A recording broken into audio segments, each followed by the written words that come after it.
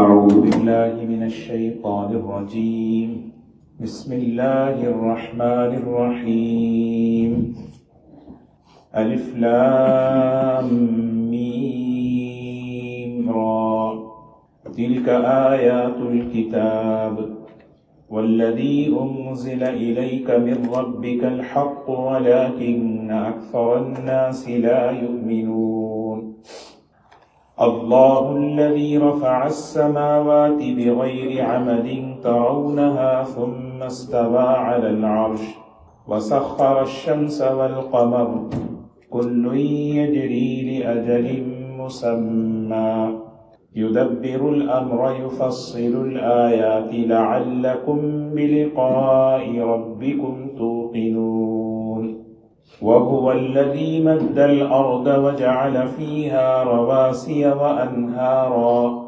ومن كل الثمرات جعل فيها زوجين اثنين يغشي الليل النهار إن في ذلك لآيات لقوم يتفكرون وفي الأرض قطع متجاورات وجنات من أعناب وزرع ونخيل صنوان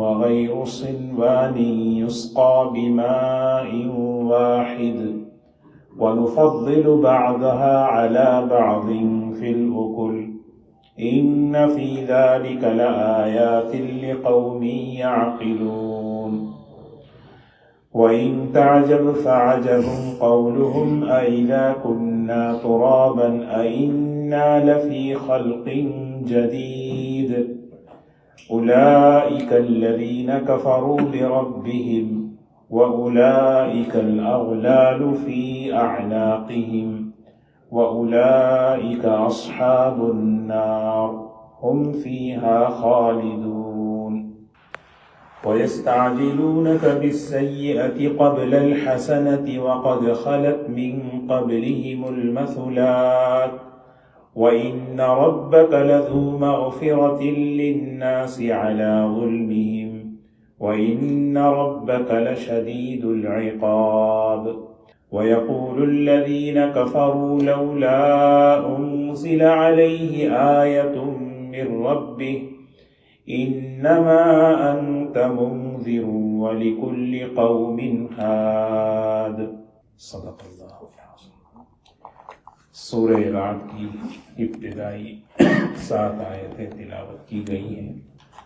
رمضان المبارک سے پہلے سورہ یوسف الحمدللہ مکمل ہوئی تھی، اور سورہ یوسف کے بعد یہ سورۃ الرعد ہے۔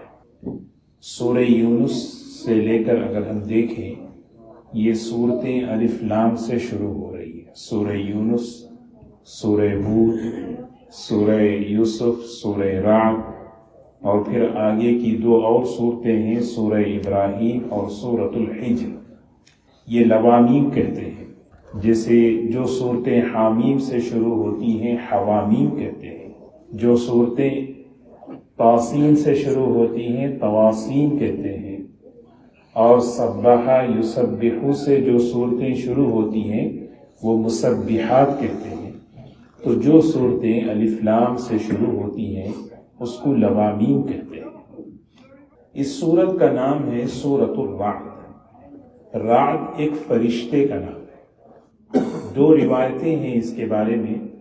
ایک روایت تو یہ ہے کہ بجلی جب کڑکتی ہے اور اس بجلی کے کڑکنے کی آواز جو آتی ہے اس کو کہتے ہیں رعد۔ لیکن اکثر مفسرین یہ فرماتے ہیں کہ رعد ایک فرشتے کا نام ہے۔ اللہ تبارک و تعالیٰ نے کائنات کا جو نظام اللہ نے چلایا ہے وہ فرشتوں کے حوالے کیا ہے۔ بارشوں کا نظام، ہواؤں کا نظام، موت کا نظام۔ تو اسی طرح یہ جو بادل ہمیں نظر آتے ہیں، ان بادلوں کو لے کر چلنے والا، ان بادلوں کو اس کے ہاتھ میں ایک کوڑا ہوتا ہے اور اس کے ذریعے سے وہ ہانکتا ہے۔ آگے کی آیت آئے گی، غالباً اس سورت کی تیسری آیت ہے یسبح الرعد بحمدہ والملائکۃ من خیفتہ. انشاءاللہ وہاں پر عرض کریں گے. اسی لیے نبی کریم صلی اللہ علیہ وسلم جب بجلی کڑکتی اور اس میں آواز ظاہر ہوتی، ایک خوف ہوتا، تو آپ یہ دعا پڑھتے، یسبح الرعد بحمدہ والملائکۃ من خیفتہ اللہم لا تقتلنا بغضبک ولا تہلکنا بعذابک وعافنا قبل ذلک. یہ دعا آپ پڑھتے تھے. تو اس آیت کی نسبت پر یہ پوری سورت کا نام جو ہے سورۃ الرعد ہے. مختصر سورت ہے. اس میں جو ہے تقریباً 6 رکوع ہیں اور 43 آیات ہیں انشاءاللہ.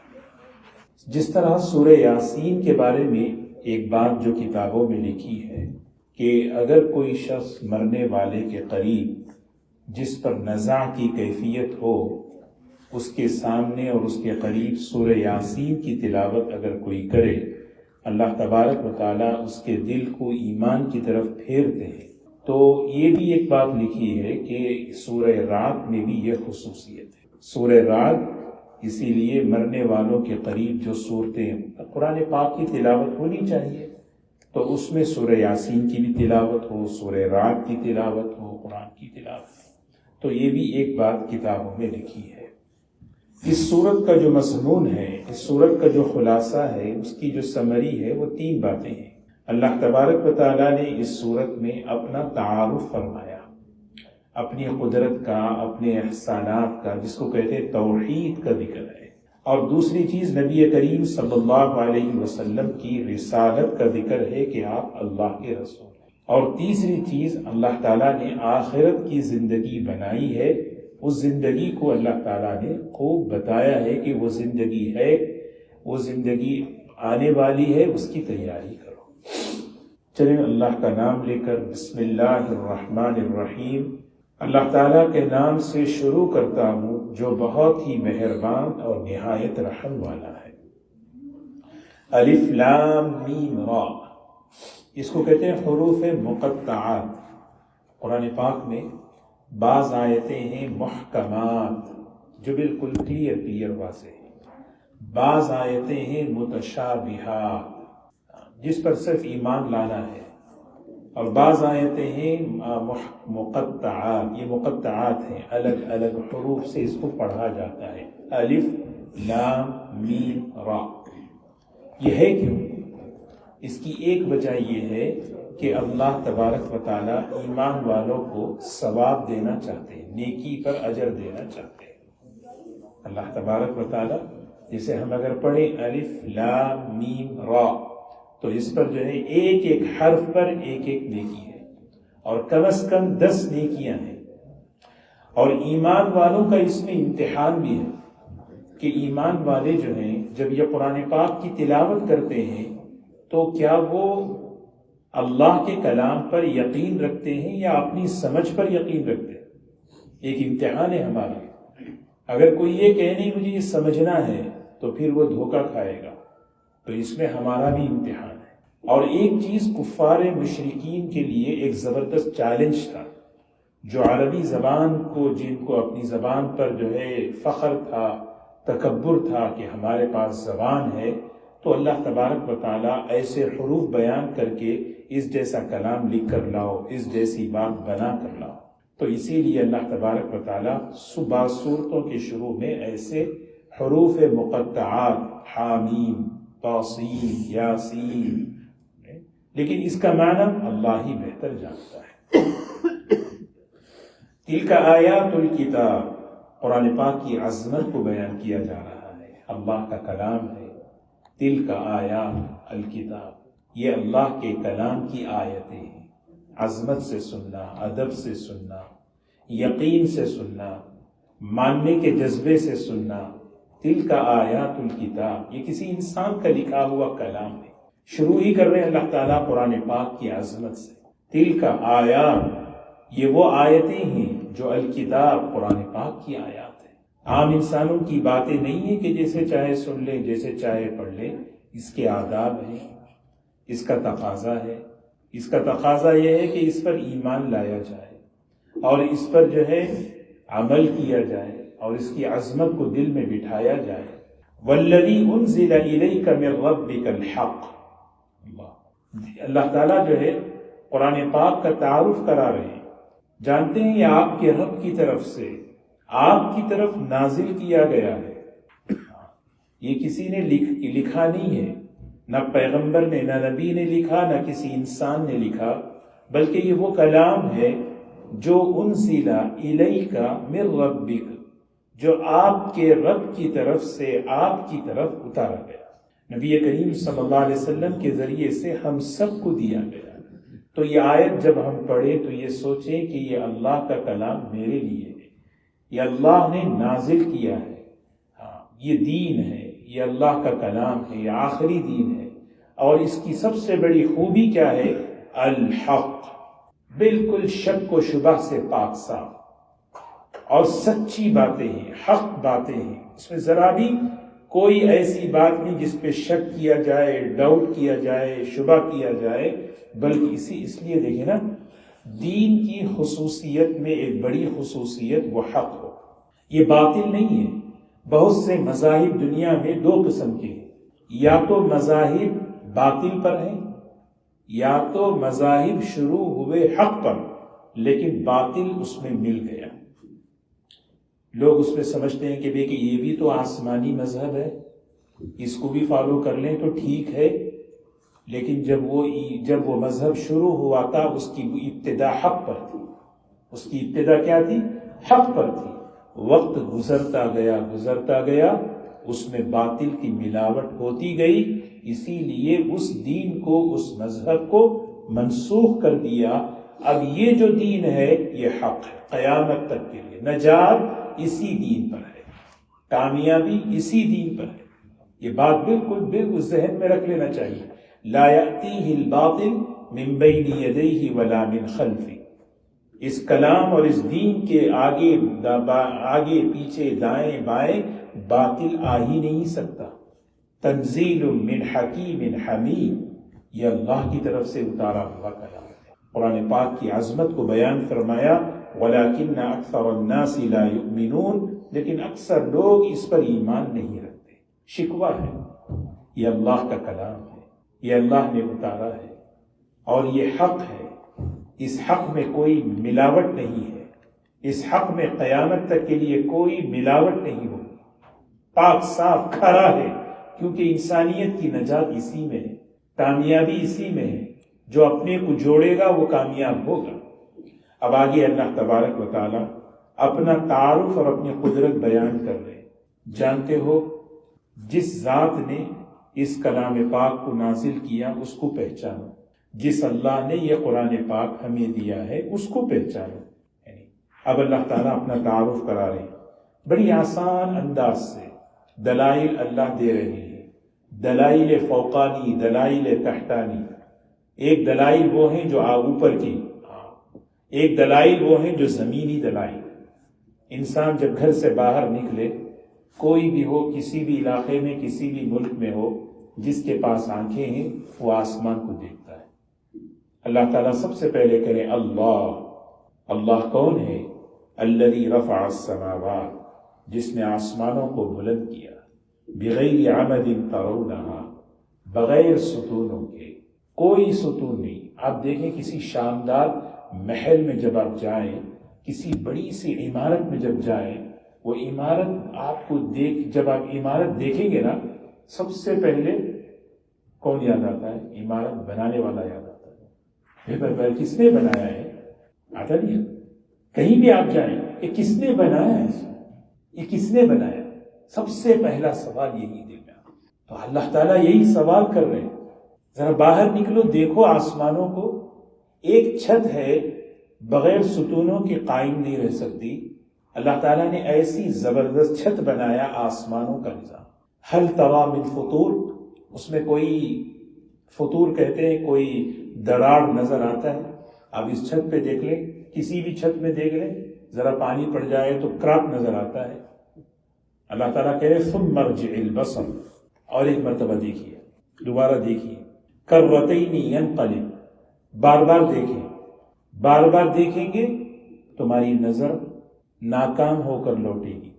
کرتین ینقلب الیک البصر خاسئا، کوئی تم جو ہے ذرا برابر بھی آسمان جیسی چھت میں ایک دراڑ نہیں نکال سکتے. ایسے اللہ نے اللہ الذی رفع السماوات بغیر عمد ترونها. سبحان اللہ.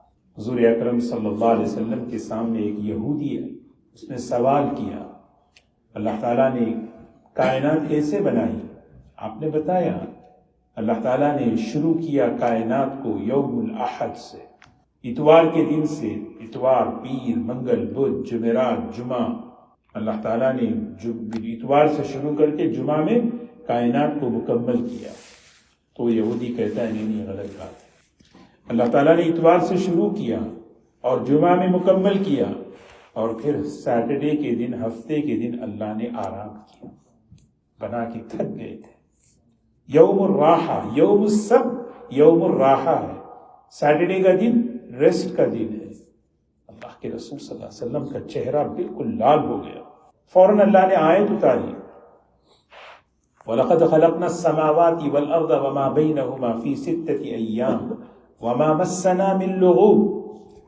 لغوب کہتے ہیں تھکاوٹ. ذرا برابر بھی اللہ کو تھکاوٹ نہیں ہوتی. ذرا برابر بھی. تھکنا تو انسان کی صفت ہے. اللہ تعالیٰ جو ہے بالکل تھکاوٹ سے اللہ پاک ہے.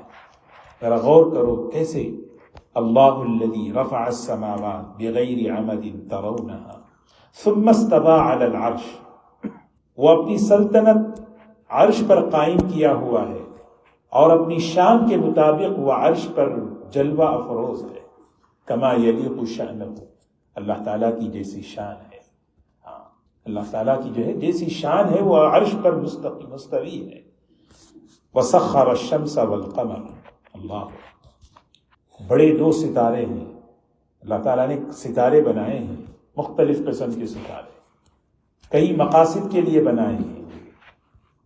ستاروں کا ایک مقصد یہ ہے کہ اس سے شیطان کو مارا جاتا ہے. ستاروں کا ایک مقصد یہ ہے راستہ پاتے ہیں. ستاروں کا ایک مقصد وَلَقَدْ زَيَّنَّا السَّمَاءَ الدُّنْيَا بِمَصَابِيحَ، ہم نے آسمان کو مزین کیا، ڈیکوریٹ کیا ستاروں سے.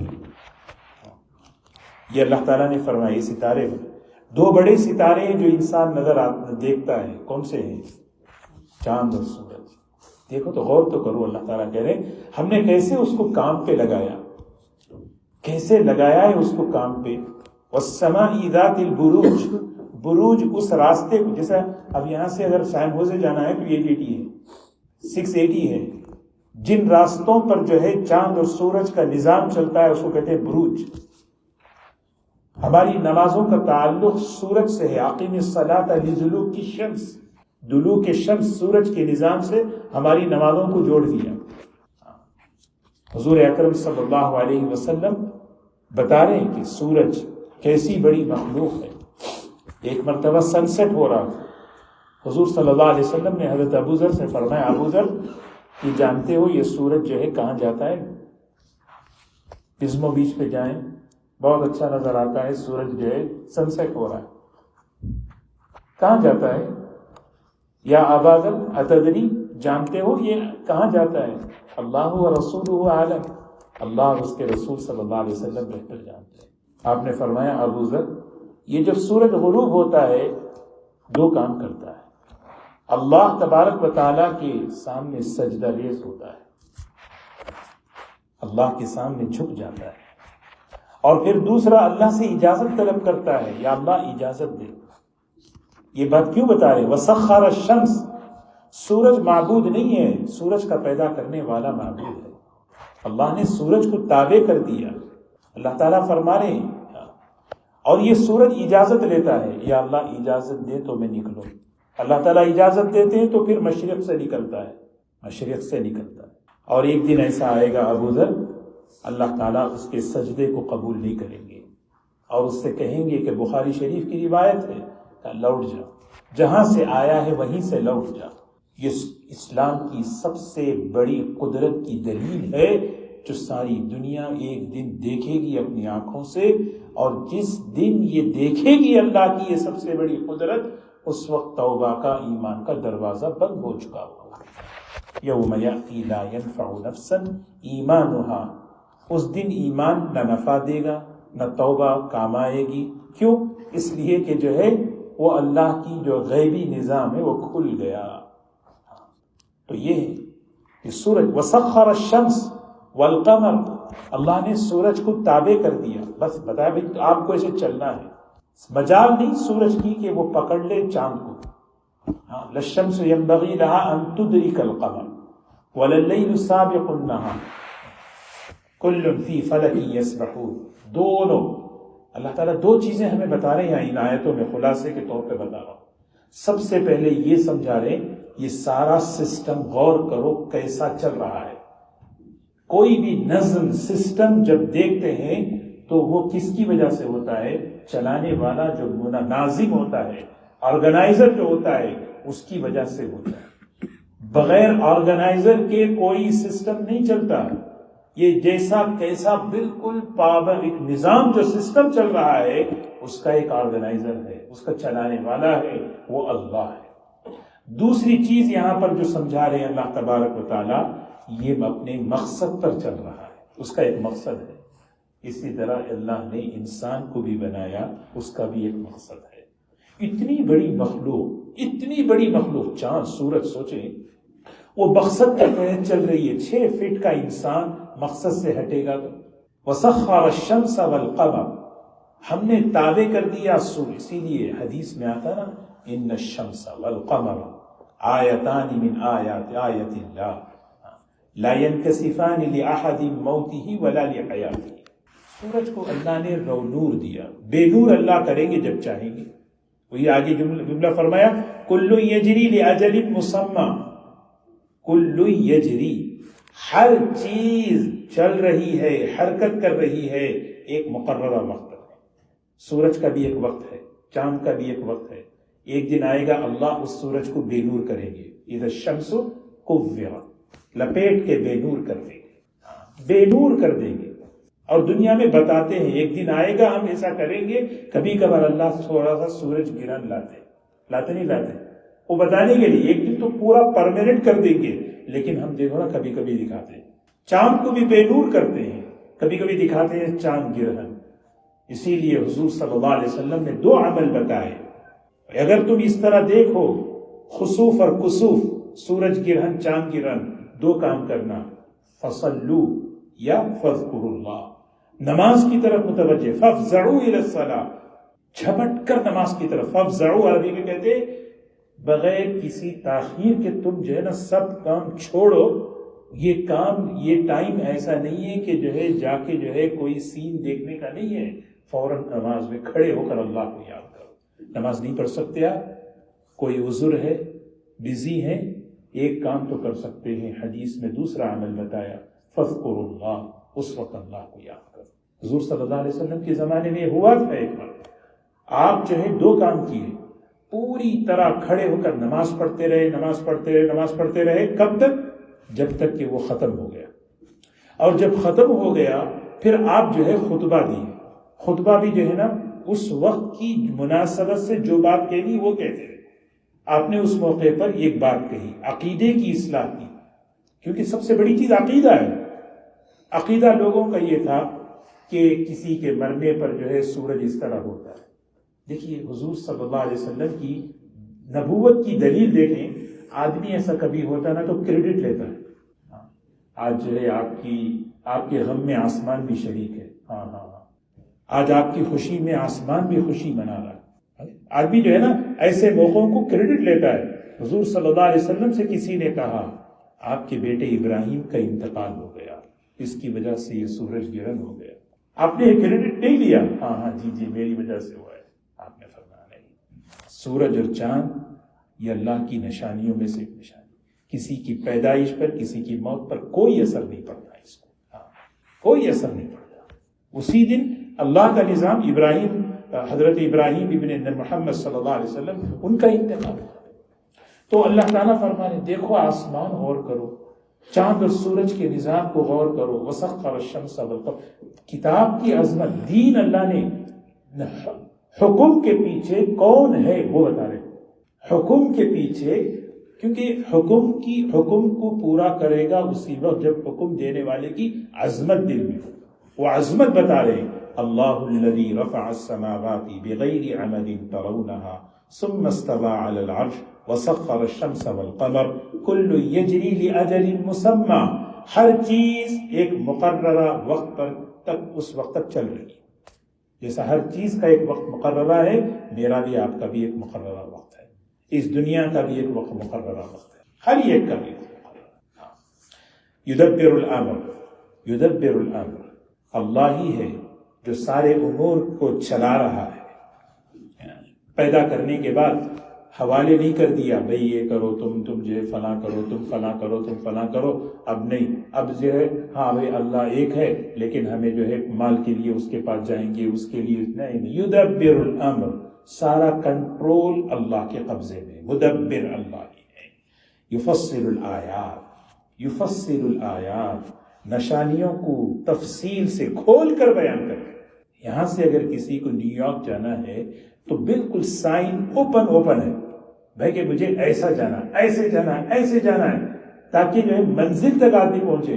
اگر ہمیں اللہ تک پہنچنا ہے، توحید تک پہنچنا ہے، نشانیاں اللہ نے کھول کر بیان کر، ڈھکی چھپے نہیں ہے. کوئی جو ہے نا ایسا نہیں کہ دیکھیے مشکل ہے سمجھنا کیسے، نہیں. یفصل، تفصیل کہتے بالکل کھول کر، یعنی جیسے آدمی کسی منزل تک پہنچنے کے لیے کیسے اس کو جو ہے نشانیاں بالکل جو ہے نا سائن بالکل ہوتی ہے بھئی یہاں سے یہاں، یہاں سے یہاں، یہاں سے یہاں، آپ کیسے منزل تک پہنچتا ہے.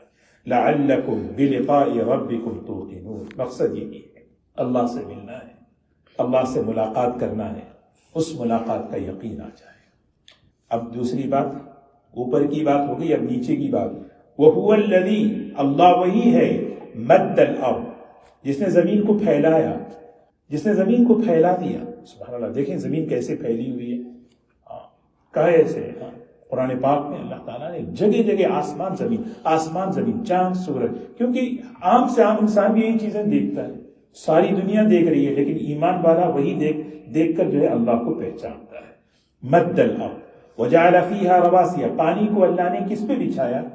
عبداللہ ابن عباس رضی اللہ عنہ کی روایت ہے، پانی کو زمین کو اللہ نے پانی پہ بچھایا، زمین کو اللہ نے پانی پر بچھایا، زمین ہلنے لگی. پہاڑوں کو اللہ نے میخ کی طرح ٹھوک دیا. وجعل فیہا رواسیہ، رواسی کہتے مضبوط پہاڑ. کیسے مضبوط پہاڑوں کو دیکھتے نہیں کیسے اللہ تعالیٰ نے جما دیا. وانہارا، اور نہریں اللہ نے چلا دی، نہریں اللہ نے چلا دی. پانی کا نظام دیکھیے کیسے ہے، برف پگھل رہی ہے، نہریں ہیں، کھارا پانی، میٹھا پانی، مختلف قسم کی نہریں. وَمِن كُلِّ الثَّمَرَاتِ، اس زمین میں ذرا غور کریں، اللہ تعالیٰ نے بہترین قسم کے پھل بنائے. وَمِن كُلِّ الثَّمَرَاتِ، انسان پھل استعمال کرتا ہے، ساری دنیا استعمال کر رہی ہے، لیکن آدمی اس پھل کو دیکھ کر غور کرے، بنانے والے کو پہچانے. وَمِن كُلِّ الثَّمَرَاتِ جَعَلَ فِيهَا زَوْجَيْنِ، ہر پھل کا جوڑا اللہ نے بنایا. ویسے کائنات کی ہر چیز کا جوڑا اللہ نے بنایا. وَالسَّمَاءَ بَنَيْنَاهَا بِأَيْدٍ وَإِنَّا لَمُوسِعُونَ وَالْأَرْضَ فَرَشْنَاهَا فَنِعْمَ الْمَاهِدُونَ وَمِن كُلِّ شَيْءٍ خَلَقْنَا زَوْجَيْنِ. ہر چیز کا جوڑا ہے، ایک ہی ذات بے جوڑ ہے، وہ کون ہے؟ سبحان الذی خلق الازواج، اس کا ایک جوڑا نہیں ہے. ورنہ ہر پھل کا جوڑا ہے، وہ اللہ ہی جانتے کیفیت کیا ہے. علماء نے بہت کچھ تفصیل سے لکھا ہے، جوڑ کیسے، پھلوں کا جوڑ کیسے، ایک میٹھا ایک کھٹا، ایک کچا ایک پکا، ہے نا، ایک بڑا ایک چھوٹا، یہ بھی ایک جوڑ ہے. لیکن نر مادہ یعنی مذکر مؤنث جیسے انسانوں میں ہے، اللہ ہی بہتر جانتے ہیں وہ کیسے ہیں، لیکن ہر چیز کا جوڑ. وَمِن كُلِّ الثَّمَرَاتِ جَعَلَ فِيهَا زَوْجَيْنِ اثْنَيْنِ، زوجین میں دو آ گئے، لیکن اثنین لا کر تاکید کر رہے ہیں، ہر پھل ہر چیز کے دو دو جوڑے ہم نے بنائے. یغشی اللیل النہار، ابھی رات دن تھا نا، اللہ تعالیٰ اس دن کو جو ہے رات سے ڈھانپ رہے. جیسے رات میں جو ہے آدمی جیسے کمفرٹ لیتا ہے، کیسے اپنے آپ کو شال سے کمفرٹ سے ڈھانپ لیتا ہے، اللہ رات کو جو ہے دن پر ڈھانپ دیتے ہیں. یغشی اللیل النہار ان فی ذلک لآیات لقوم یتفکرون. یقیناً ان نشانیوں میں غور کرنا چاہیے، فکر کرنا چاہیے. فکر کرو، غور کرو، تفکر کرو، آدمی بیٹھ کے سوچے تھوڑی دیر فکر بھی صحیح ہو، آدمی بیٹھ کے سوچے، غور کرے، یہ سب اللہ کی کتنی بڑی قدرت جو ہے ظاہر ہو رہی، پتہ ہے کتنی بڑی قدرت. دن جا رہا ہے، رات آ رہی ہے، صبح میں رات چلی جاتی ہے، دن آتا ہے، سورج غروب ہو رہا، بھائی سورج نکل رہا ہے، سجدہ کر رہا ہے، اطاعت پہ لگا ہے. والشمس والقمر والنجوم بحسبان، سب حساب سے چل رہے ہیں، سجدہ کر رہے ہیں. اتنی بڑی مخلوق، سجدہ سے مراد، اب آپ پوچھیں کہ سجدے کا کیا مطلب ہے؟ سجدے کا مطلب علماء نے لکھا ہے اطاعت پر ہے. جیسے میں بھی سجدہ کر رہا ہوں، میرا سجدہ پتہ ہے، آپ کا سجدہ پتہ ہے. سورج کا سجدہ کیا ہے؟ سورج کا سجدہ معنوی ہے، اطاعت پہ لگا ہے. اب آپ ایک سوال کریں گے کہ اچھا اب سورج جو ہے یہاں پہ سجدہ کر رہا ہے تو کہیں نہ کہیں سورج ہے نا، اس وقت تو دنیا میں کہیں نہ کہیں سورج ہوتا ہی ہے. اب اس وقت وہ عرش پہ جھکا ہوا ہے تو وہاں کیوں نہیں ہے؟ تو علماء نے اس کا جواب یہ لکھا ہے کہ سورج سجدہ کرتا ہے سے مراد اللہ کی اطاعت میں لگا ہوا ہے، جھک جاتا ہے اللہ کے اوپر. اسی کو کہتے ہیں مسخر، تسخیر جن ہے نا، عامل حضرات جنات کو مسخر کرتے، کنٹرول کرتے. ہاں اللہ تعالیٰ کہہ رہے ہیں ہم تمہیں ایسا نظام دے رہے ہیں جس سے کائنات مسخر ہو رہی. وفي الأرض قطع متجاورات وجنات من أعناب وزرع ونخيل صنوان وغير الصنوان يسقى بماء واحد ونفضل بعضها على بعض في الأكل إن في ذلك لآيات لقوم يعقلون. سبحان اللہ. اب زمینی اللہ تعالیٰ فرما رہے وفي الأرض، زمین کے اندر ذرا غور کرو، قطع متجاورات، قطع کہتے ہیں زمین کے ٹکڑے، زمین کے حصے. کیسے زمین کے حصے اللہ نے بنائے؟ متجاورات، قریب قریب ہیں. زمین ایک پوری زمین ہے، اس میں الگ الگ حصے ہیں، ہر حصے کی الگ الگ خاصیت ہے، ہر حصے کی الگ الگ قیمت ہے. زپ کوڈ بدلتا ہے تو ویلیو بدل جاتی ہے. 9458 945838 کی ویلیو ہی الگ ہے. زپ کوڈ بدل جائے ویلیو بدل جاتی ہے. یہ تو ایک مثال دیا. وفی الارض قطع متجاورات، حالانکہ سب ایک ساتھ نظر آ رہے ہیں، جڑے ہوئے ہیں، خاصیت الگ، تاثیر الگ. یہاں کا آم الگ، وہاں کا آم الگ، یہاں کے آم کا ذائقہ الگ، وہاں کے یعنی کیسے کیسے آم ہے. پاکستان کا آم یعنی اس کا آم، وہ آم ماشاءاللہ اس کے آم آتے ہیں تو کیسے بہتر. بھئی آم آیا ہے پاکستان سے، آم آیا ہے پاکستان سے.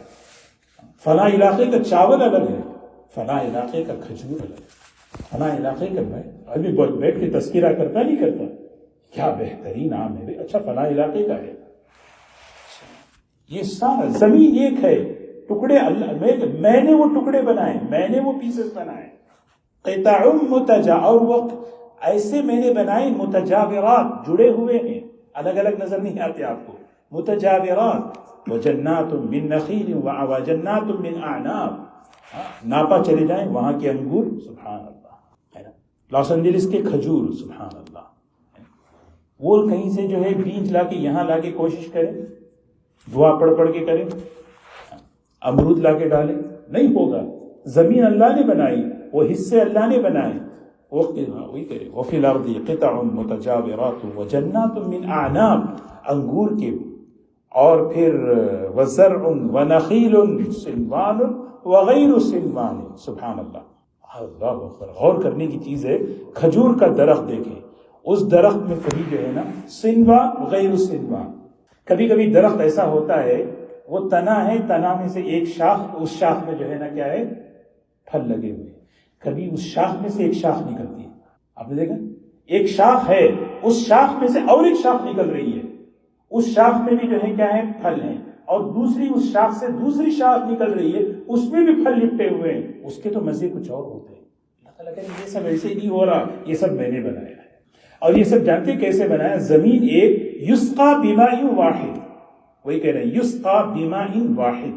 ایسے نہیں کہ وہاں کا پانی الگ یہاں کا پانی الگ، ایک ہی پانی سے اس زمین کو پلایا جاتا ہے، سیراب کیا جاتا ہے. ماشاءاللہ کیا بہترین ہے. وہاں کے مدینے میں بھی کھجور ہوتے ہیں نا، وہاں کی کھجوروں میں بھی کتنی قسمیں ہیں، کیسی کیسی. بعض کھجور تو جو ہے نا اس میں جو ہے بیج بھی نہیں ہوتا، نیچرل ہوتے ہیں. رطب کیسے لذیذ ہوتی ہے نا. تو یہ جو ہے نا بس اللہ اکبر اللہ اکبر.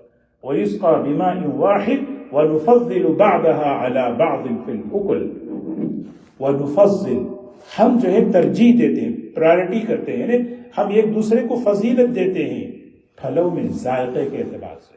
ذائقہ کبھی اس کا بہتر، کبھی اس کا، کبھی اس کا، کبھی وہ رنگ بہتر، کبھی یہ رنگ بہتر، کبھی یسقا بماء واحد. یہ کیوں بتا رہے ہیں پتہ ہے؟ خالی مزے لینے کے لیے نہیں. جیسے اللہ نے ایک پانی سے اپنی زمین میں اتنی بڑی قدرت کو اللہ نے ظاہر کیا، اسی طرح یہ جو قرآن پاک ہے، اللہ کا علم ہے، یہ بارش کے پانی کی طرح ہے. یہ سوچنا، یہ سمجھنا ہے. مثل ما بعثنی اللہ بہ والہدی کمثل غیث، اللہ نے جو علم وحی اتاری ہے تمہیں جو دیا ہے، یہ علم یہ بارش کے پانی کی طرح ہے. ایک بارش کا پانی اترتا ہے زمین پر، مختلف قسم کے رنگ کے پھل پھول اللہ نکالتے ہیں، زمین کے الگ الگ حصے ہیں. اسی طرح انسانوں کی بھی 3 قسمیں ہیں. پانی زمین کے بعض حصے میں بعض لوگ ہیں لیتے ہیں، لینے کے بعد ان کے اندر سے عمل ظاہر ہوتا ہے، ان کے اندر سے صفات ظاہر ہوتے ہیں. بعض لوگ بالکل بنجر زمین کی طرح ہوتے ہیں، قرآن سنا، کلام سنا، دین سنا، آخرت سنا، بس پانی پڑا. بعض لوگ کیچڑ کی طرح ہوتے ہیں، گندگیاں جمع ہو رہی ہیں. اللہ ہم سب کی حفاظت کرتا ہے. اسی طرح سمجھ رہی یہ مثال کہ وَيُسْقَى بِمَاءٍ وَاحِدٍ، ایک پانی سے اللہ نے اپنی قدرت کو ظاہر فرمایا. اسی طرح وحی کے ایک علم سے صحابہ کی زندگیاں دیکھیں، صحابہ کے صفات دیکھیں. وہ صحابی کی کیا خوبی، یہ صحابی کی کیا خوبی، وہ صحابی کی ایک پھولوں کا ایک گلدستہ ہے، ہر پھول کا ایک رنگ الگ، خوشبو الگ. ایک کیسا بہترین ایک باغ ہے، صحابہ کی جماعت ایک باغ ہے، باغ. ہر پھول کا ایک الگ رنگ، خوشبو الگ، ہر صحابی کی ایک الگ الگ. وَنُفَضِّلُ بَعْضَهَا عَلَى بَعْضٍ فِي الْعُقُلِ إِنَّ فِي ذَلِكَ لَآيَاتٍ لِقَوْمٍ يَعْقِلُونَ.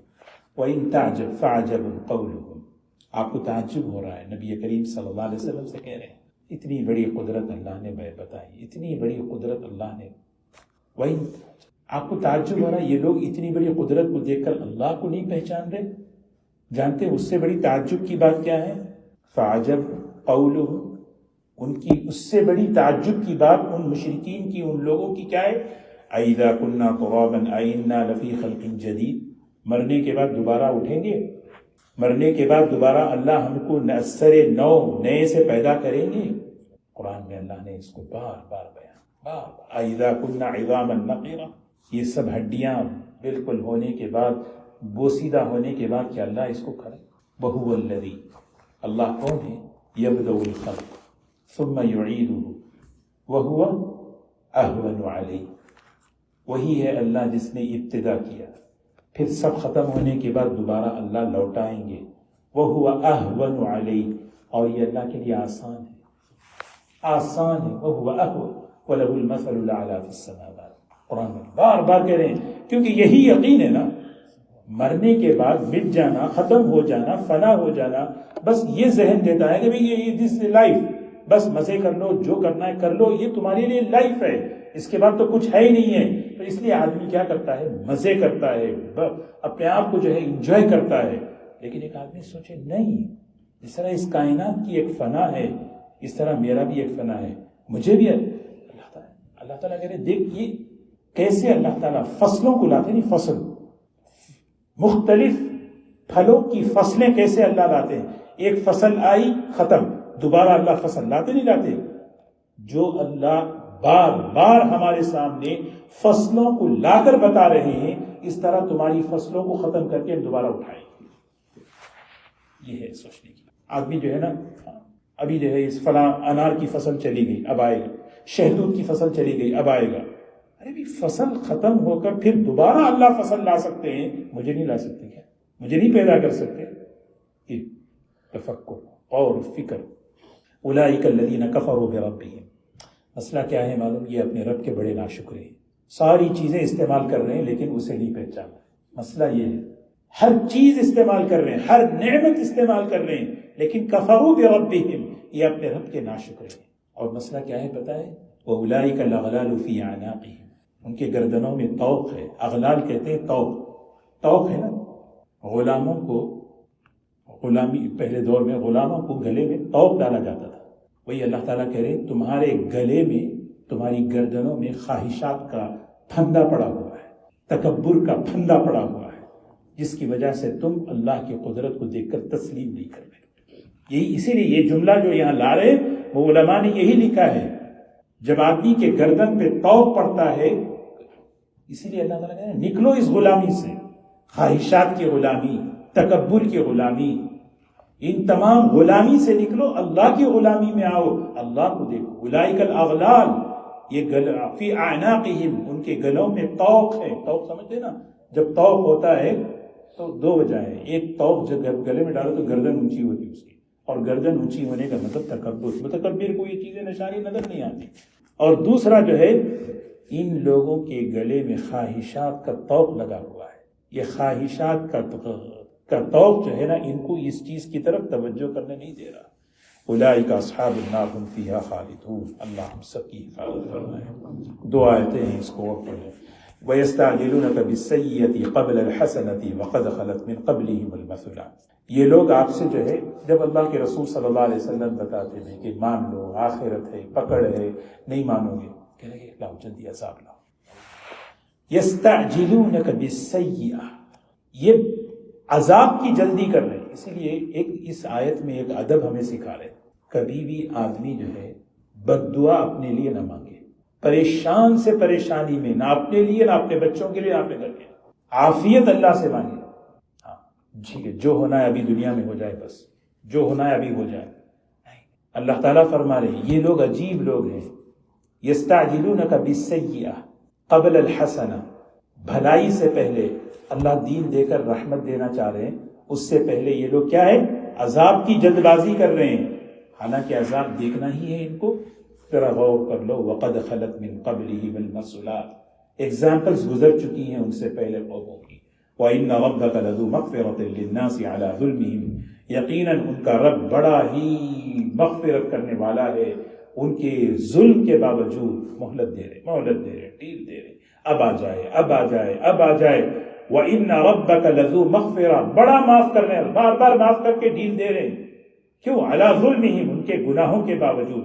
لیکن جب ایک بندہ جو ہے اس مہلت سے فائدہ نہیں اٹھائے گا تو پھر اللہ کی پکڑ آئے ہی نہیں آئے گی. وَإِنَّ رَبَّكَ لَشَدِيدُ الْعِقَابِ، یقیناً تیرے رب کی پکڑ بڑی سخت ہے. کیوں؟ اس لیے کہ اتنی ساری نعمتیں اللہ بتا رہے ہیں اور دعوت دے رہے ہیں، پھر بھی نہیں مانے گا تو کیا ہو. وَيَقُولُ الَّذِينَ كَفَرُوا لَوْلَا أُنزِلَ عَلَيْهِ آيَةٌ مِّن رَّبِّهِ، شکوہ کر رہے ہیں. جس کو ماننا نہیں ہے نا، وہ جو ہے اعتراض کرتا رہتا ہے. وہ مشرکین مکہ، کفار مکہ کہتے تھے فرمائشی معجزہ جو ہم پوچھ رہے ہیں وہ نشانی بتائیے نا، آپ واقعی اللہ کے نبی ہیں، وہ نشانی کیوں نہیں اللہ نے اتاری؟ ارے بھی نشانیاں کتنی ہیں، دیکھو اللہ کی وحدانیت پر، قرآن کی حقانیت پر، نبی کی رسالت پر. نہیں، وہ نشانی کیوں نہیں؟ کیوں اللہ تعالیٰ نہیں بھیج رہے؟ ایک وجہ یہ ہے کہ اگر نہیں مانیں گے تو پکڑ آ جائے گی، اس لیے اللہ فوراً نہیں بھیجا. جیسے صالح علیہ السلام کی قوم نے مانگا، یا اللہ صالح علیہ السلام سے کہا کہ واقعی آپ اللہ کے نبی ہیں تو اس پتھر کے اندر سے اونٹنی کا بچہ نکالیے. اتنا بڑا معجزہ مطالبہ، مانے نہیں، پکڑ بھی ایسی سخت آئی. اس لیے اللہ تعالیٰ جو ہے کبھی بھی فرمائشی معجزات پورے نہیں کیے، سیف کیا، بچایا ان لوگوں کو. انما انت منذر، نبی جی آپ یہ کہیے میرا کام معجزے بنانا نہیں ہے.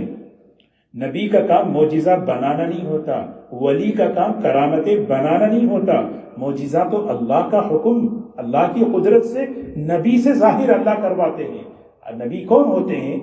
بس متنبہ کرنے والا، منذر ڈرانے والا، خبردار کرنے والا، سمجھانے والا. وَلِكُلِّ قَوْمٍ ہَادٍ، ہر قوم کے لیے، آدم علیہ السلام سے لے کر قیامت تک کے لیے اللہ نے ہر قوم کے لیے راستہ بتانے والا اللہ نے طے کیا. نبیوں کو اللہ نے بھیجا، یا نبیوں کے بعد نبیوں کے نائبوں کو اللہ تعالیٰ بھیجتے رہتے ہیں. وَلِكُلِّ قَوْمٍ ہَادٍ، ہر قوم، کوئی قوم ایسی نہیں ہے جس کو اللہ تعالیٰ نے گائیڈ، رہبر، ہدایت، راہ بتانے والے سے خالی کیا ہو. اللہ تعالیٰ ہم سب کو عمل کی توفیق نصیب فرمائے. یہ پہلا رکوع ہے، 7 آیتیں ہیں سورہ رعد کی، جس میں سب سے پہلے اللہ نے قرآن پاک کی عظمت کو بیان فرما کر اس کلام پاک کی عظمت کو پہچانو کہ کلام پاک کس نے نازل کیا، اللہ نے اپنے صفات کو بیان فرمایا۔ اللہ ہم سب کو عمل کی توفیق نصیب فرمائے۔